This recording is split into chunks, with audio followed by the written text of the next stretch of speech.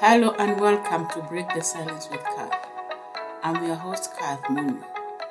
In this exceptional episode, Mark Coope will walk us through his struggles with mental health. Mental health affects us all, irrespective of our gender. Mark is a former rugby player, a Jiu-Jitsu black belt who faced a life-altering attack and battled severe mental health challenges. Mark turned his struggles into strength by starting an online business and now helps mature entrepreneurs find confidence and success. Welcome, Mark. Hi, Kath. How are you today? I'm fine, thank you. How are you? Good. I'm very well. Yes. Yes, very well, thanks. Okay. So can you start by briefly introducing yourself and sharing a bit of your background, please? Yeah, no problem. I'm 63-year-old. I've been married to my amazing wife, Rachel, for almost 25 years now. I'm just coming up to that. We have 3 children, and we also have 3 grandchildren who are amazing. The grandkids are brilliant. You can give them back. Yeah. They're great fun. By trade, I'm a computer engineer. I went to college and got a degree in electronic engineering. And by trade, I'm actually a computer engineer. But recently, the last 22, 23 years, I've playing my trade as a design jet engineer, HP design jet engineer, which is basically the printers that make the architect's drawings. It's nothing special. I played rugby when I was younger. Played rugby league for around 20 years for a local amateur club. Had a fantastic time, learned loads of things, met some brilliant people that are lifelong friends. And then when I retired from rugby, I got bored and took up the gentle art of jiu-jitsu, which is a traditional Japanese martial art. I now own and run my own club in the Oldham area. And I have around about 60 students on the books where we teach martial arts and we teach all aspects of life. It's not just about learning learning a series of moves. It's about learning the ethos of the martial art and people, learning about people. I've learned so much about different people since I started doing jiu-jitsu. Yeah. I've learned so much about how people are and race and religion and all this. And it's changed, and I've got to admit, it has changed my views of people. People are exactly the same. People don't change. They have different views, they have different religions, they have different colour, but basically they're all the same. We used to have coffee. Saturday morning training used to be coffee morning for you ladies. My wife would be there along about 10 other mums sat round the cable, all bitching on about their husbands. Brilliant. That's exactly what people do. Okay. And that has been a major mind shift for me. About 7 years ago, 6 or 7 years ago, I've been to a friend's 60th birthday party. And when on my way home, I just got home, I got out the taxi, and I was the victim of quite a brutal attack, which really left me with no confidence. It took everything away from me. Everything that was my being, my confidence, my self-confidence, my personality, they just took everything that night. Okay, that was in February of 2016. Yeah, around about February the 19th, to be exact. So how did this attack affect you physically and mentally? Well, what happened was the physical aspects of it, they weren't that bad. They were, but to me, they weren't that bad.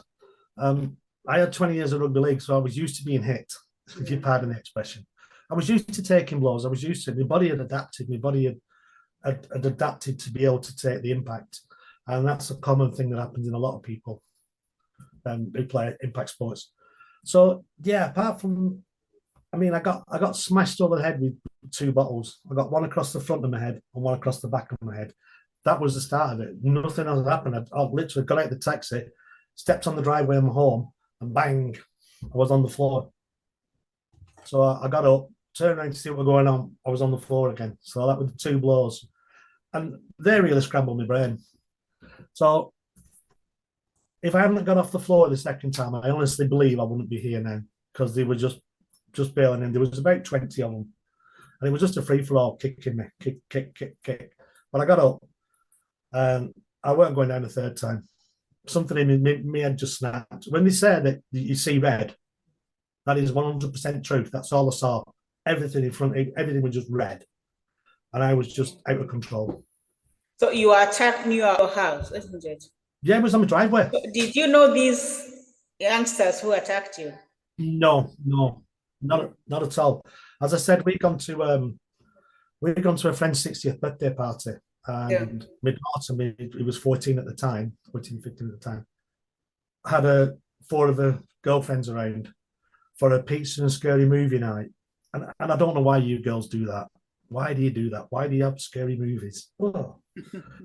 So one of the girls then phoned her boyfriend, who phoned his mates, and they decided they were going to have a free-for-all in the house. They just bailed in, and that was it. And they were just leaving as we got here. We got home. Okay. It was totally unprovoked, totally unexpected, and totally unwanted, really. So what was the biggest challenges you faced during your recovery? The biggest challenge I had was, as the physical injuries healed, which was, they were fine. They took about 2 or 3 months. They weren't a problem. Cuts and bruises, they heal up. No broken bones.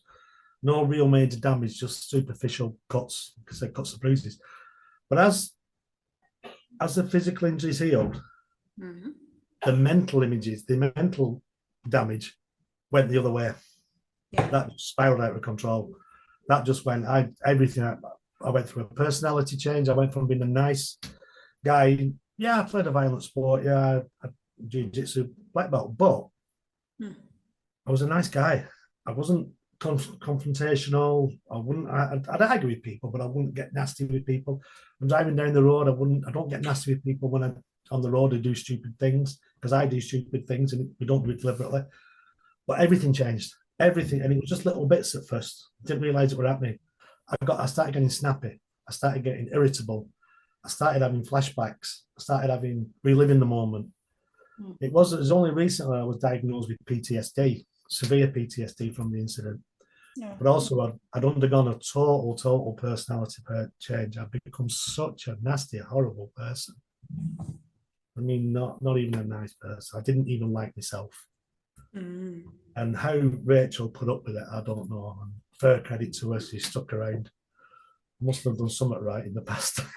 Okay. How did you realize you are losing yourself while rebuilding your business? I didn't. I just shut everything off. I didn't do anything. Me design jet repair business hit the rails. Everything went down. Everything dropped.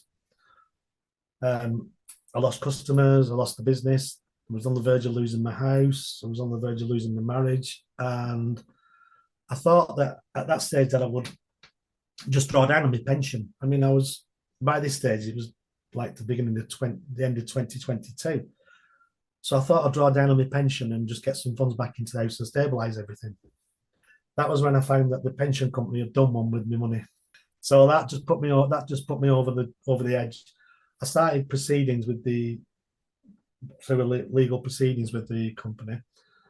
We won the case, and then it was put on hold last January because they appealed against it, and that case is still ongoing. So I have no money coming in or anything. So 2023 was a bad year for me.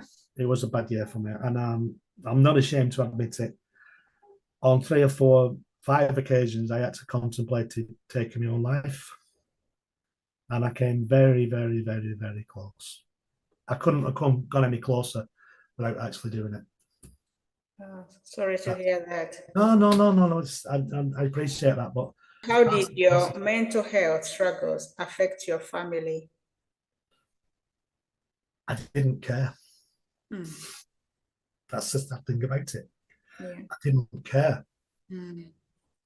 I didn't care. It was all about me. It was I was just wallowing in my own self-pity and my own pit of despair.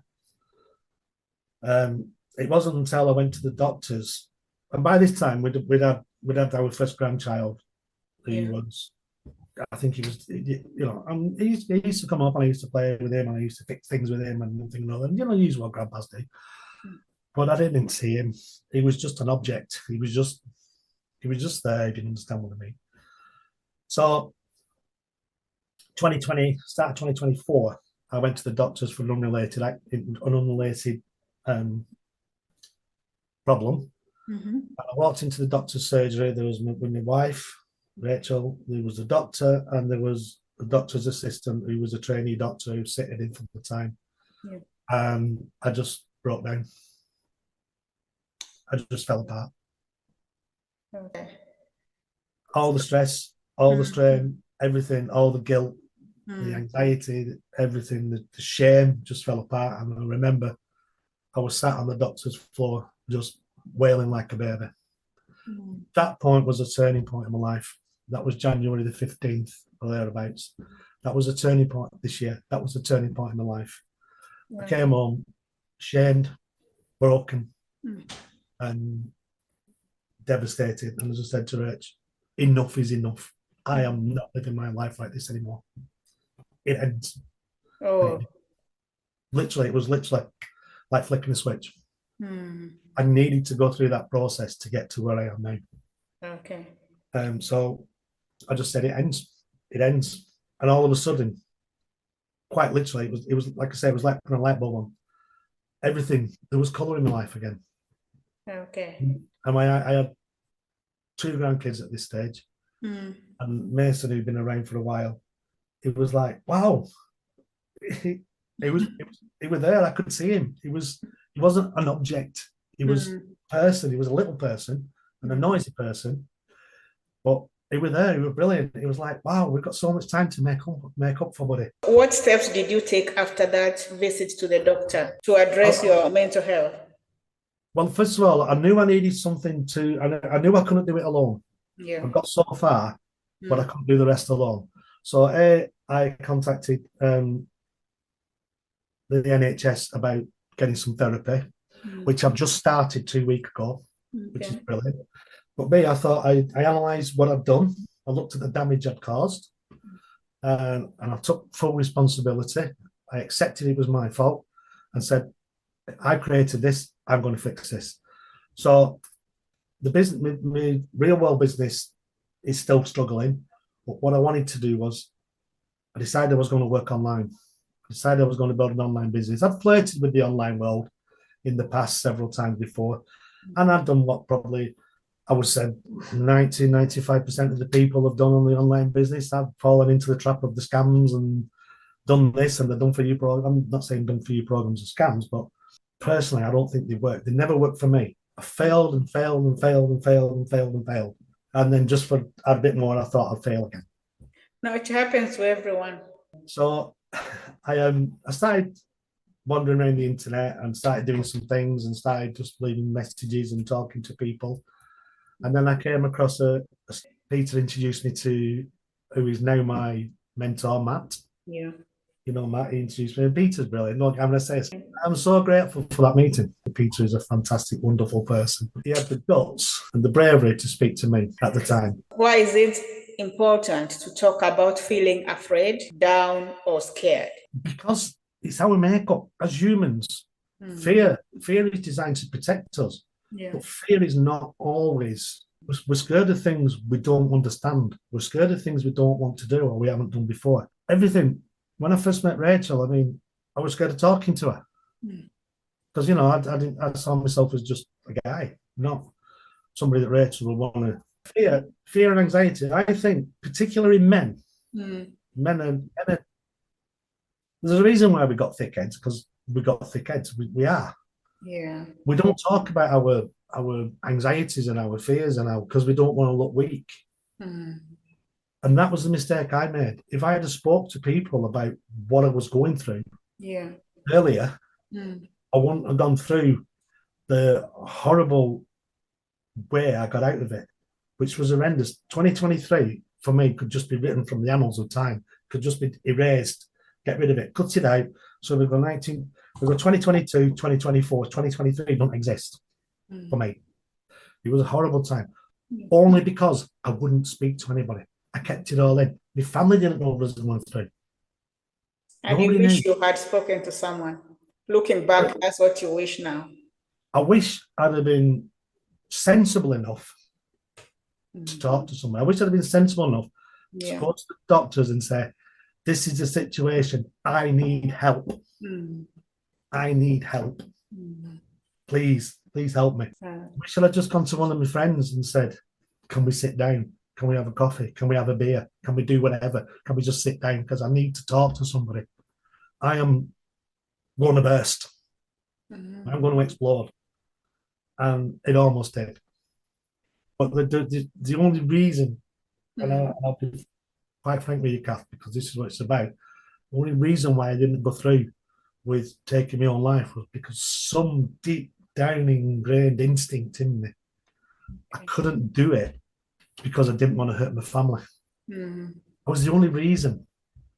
If I'd have been a single lad, if I'd have been a single guy, it wouldn't have been a problem. Both. Big bye-byes. What advice would you give to others to avoid a similar downward spiral? Talk. Buy it. Join a group. Go to a group like Candy's Man Club, or talk to the Samaritans, talk to your doctor, talk to your best friends, talk to your neighbours, talk to somebody in the street. Probably not that much, but just talk. Tell them how you're feeling. Tell them what you're going through. You cannot keep it in. You cannot keep that emotion, that anger, that frustration, that feeling of rejection and loneliness in. You have to talk to somebody. Just talk to somebody. Talk to a doctor. Try and talk to an expert. Get them to send you to an expert. I poured my heart out on the telephone to some complete stranger at the therapy centre. And they came back and they said, we're going to give you unlimited sessions until you're ready, until you're fixed. It's not easy. It's not easy to talk to somebody because you look weak. But it's okay. As you said in your post, it's okay not to be okay. Correct. Yeah. It is. How has mentorship helped in your recovery and rebuilding your business? Oh, it's been amazing. It's been an amazing journey. It's been an absolutely amazing journey. I've thrown myself into it. I realised that this is the chance for me to repair the damage I've done to my finances, repair the damage I've done to people around me, and also to help other people. But it's been an absolutely amazing journey. I mean, Matt is an incredible person. He just seems to be so knowledgeable about everything. You know, you come with a problem and if you don't know it, he finds it out for you. But it's giving me so much self-confidence. I'm starting to come back to the person I used to be. And it's like, whereas before I shy away from things, now I'm proactive. When I first started on the mentorship program, if you look at my older posts, they've all got stock images on them, images of cartoon images or images of somebody's cat or a car or something like that. Now, I have a YouTube channel now. Yeah. I created my own YouTube channel with almost 100 videos on it, short reels on it. I created my own Facebook. There's pictures of me on it. Yeah. What I'm saying is that I was ashamed to put myself on screen. I was ashamed to put my face on screen because of what I've become. But now it's like, so much confidence, self-confidence is oozing, so much knowledge, so many new skills developed. And that's so much fun. It's been a lot of hard work, as you know, because you've been with us. But it's so much hard work. So much fun. And I've actually got my own product out now, which is the Entrepreneurial Anxiety Program. And it's designed, I can't fix people's heads. I can't do that. I'm not trained. I've been there. I know how I got out. That was my personal way that had to happen for me. But I can't fix people's heads. That's why I'm in therapy as well. But what I can do is say to people, if I can do it, you can do it. I've been there. I've been to the very, very depth. They only had one more step to go to get to the lowest point. I just didn't take that last step. But I've been there and I've come back, and you can do it as well. And people face so much anxiety now. People who are sort of like in their 50s coming up to retirement, you know, they got 50s, they got 10 years or so, 12 years, of, you know, that sort of stuff. They are so anxious because what does life hold for them after retirement? What are they going to have to adjust the lifestyle? Are they going to have to move house? Are the pension funds? Is it safe for one? I know the mine weren't. Is it safe for one thing? Is it going to be enough? After that, I'm going to have no income coming in apart from what the government gives us, or the government gives us. We've actually earned that over the last 40, 50 years of working, but the government seems to think it's their bag to give you. Oh, there you go, very well, thank you very much. No, we've earned it. People who are retired have earned that privilege. But why are they so anxious about it? I wanted to say to people, look, you have life skills. You have fantastic life skills. You have knowledge. And all that, when you retire, is going to just go. I can't teach you how to build a business, but what I can teach you is how to change your mindset, how to look, how to find a why. Why would you want to do something after retirement? Don't wallow and think and be anxious. There is nothing wrong. There is no stigma attached with working online. The internet is an incredible place if you navigate it right. If you learn about the pitfalls, if you learn how to use the internet, and it gives you access to approximately 4 billion people as potential customers. Now you have your own training course. Yeah. So how does it help mature entrepreneurs overcome these hesitations? I teach on, first of all, to find a why. Why would you want to do this? Why would you want to put yourself, after working for 40 years of your life, why would you want to set your own business up now? I teach them to find the why, but not the superficial why that most people have, which is like, I want a new car, I want some money. Because that's just a superficial why. There is a deep down ingrained why within each person. Yeah. I teach them how to find that. And that bit itself, just that process, is such an emotional journey. It is such a difficult emotional journey, but it can be done in 5, 10, 15 minutes.